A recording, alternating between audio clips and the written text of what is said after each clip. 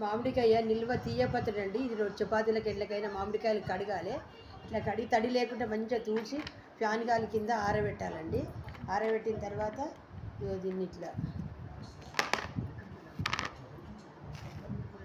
చెక్కు తీసుకోవాలి. చెక్కు తీయాలండి ఇట్లా.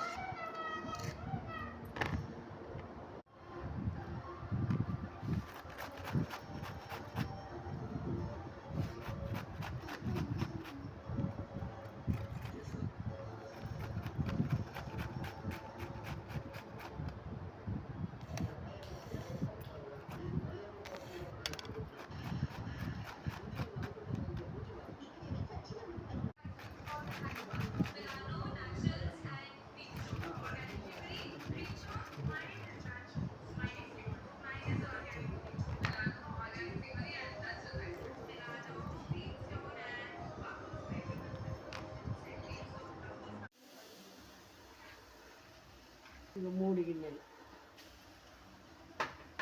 తురుము, 1 గిన్నెడు బెల్లం పాటిల్లో వేసుకోవాలండి. పచ్చడి రెడీ అయింది. ఇదన్నీ దీన్ని పూరికి, జాముకు, అన్నంలకు, టిఫిన్స్లకు, ఉప్మాలకు అన్నిటికీ మంచి మంచి టేస్ట్ ఉంటుంది. చాలా బాగుంటుంది. సంవత్సరం నిల్వ ఉంటుందండి.